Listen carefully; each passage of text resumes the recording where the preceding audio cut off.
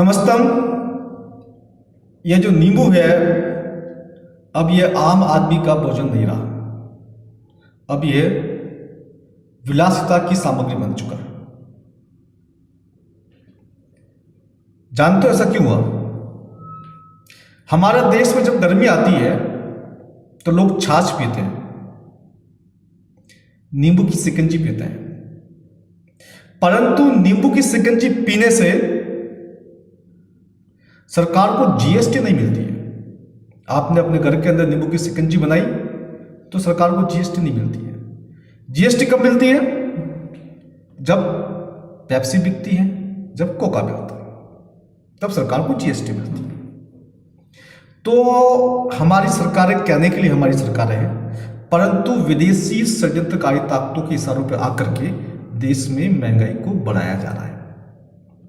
थोड़े दिनों बाद भारत के अंदर बड़ा फूड क्राइसिस आने वाला है और खाने पीने की चीज़ें कई गुना दाम बढ़ने वाला है। वैसे तो पिछले 2 साल में 50% तो बढ़ ही गए हैं।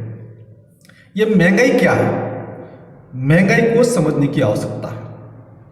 मान लीजिए आपने मेहनत की, साल 2 साल 5 साल 10 साल 20 साल और 1 लाख रुपया इकट्ठा किया, और आपने सोचा कि यार मैं 2 साल बाद 3 साल बाद इस पैसों को इस्तेमाल करूंगा। और आप 2 साल बाद जब गए मार्केट में 1 लाख रुपया लेकर के, तो 2 साल पहले जितना सामान आता था अब उस 1 लाख में आधा सामान आ रहा है। अर्थात उस सामान को लेने के लिए आपको उतने ही सामान को लेने के लिए दुगुना पैसा खर्च करना पड़ेगा।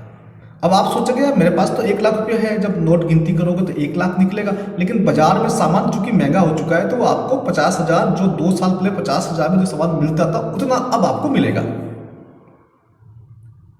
यह 50,000 की लूट है। यह 50,000 का साथ आपके साथ धोखाधड़ी हुई है। आपके घर में, आपकी तिजोरी में, आपकी जेब पर 50,000 का डाका डाला गया है और आपको समझ में नहीं आया। आपको लगता है महंगाई बढ़ गई। महंगाई नहीं बढ़ी, आपकी जमा पूंजी, जो टैक्स देने के बाद जो पैसा बचा हुआ है सरकार को टैक्स देने के बाद, जो आपने मेहनत से कमाया है, उस पैसे पर सरकार ने डाका डाल दिया है। यह न्यू वर्ल्ड ऑर्डर का बहुत बड़ा एजेंडा है, बहुत बड़ी साजिश है। ये जो पिछले 2 साल से जो नाटक चल रहा है ना, आपने कई बार कहा था कि डॉक्टर साहब ये नाटक है, नाटक है। हाँ, ये नाटक चल रहा है। इस नाटक को पूरा करने के लिए क्यों किया गया, उसके पीछे बहुत सारे कारण हैं। आपको ये भी लगाएंगे, आपकी बॉडी में चिप भी लगाएंगे, चिप लगा करके आपके बॉडी को, मस्तिष्क को कंट्रोल किया जाएगा, आपको ज़ॉम्बी बनाया जाएगा। वो लक्ष्य भी है। साथ में चीज़ों को इतना महंगा कर दिया जाएगा कि आपकी जमा पूंजी बेकार हो जाएगी और आप दाने दाने को मोहताज हो जाओगे।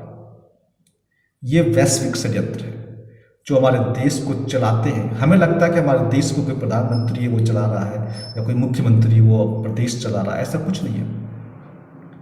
कानून बाहर से बन के आते हमारे देश में इंप्लीमेंट होते हैं। सरकारें अपनी भाषा में बताती है, हमें लगता है अगर हमारा आदमी अपनी भाषा में बता रहा है तो हमारे कुछ होगा।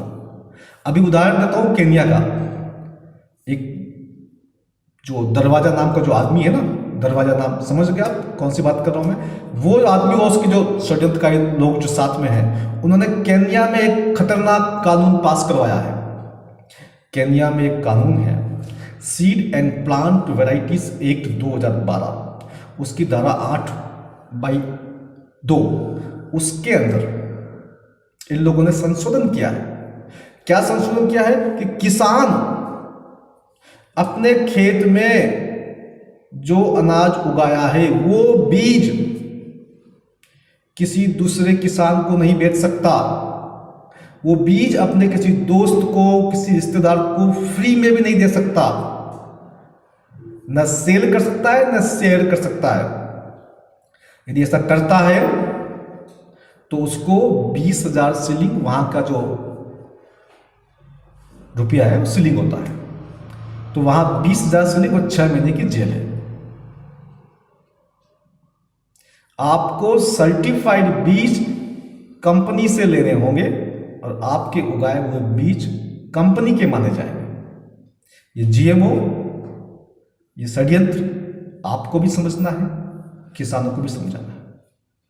ये वैश्विक षड्यंत्र चल रहा है, इसलिए जागो, सब लोग सड़कों पे आओ और इसका विरोध करो। जय हिंद, नमस्कार।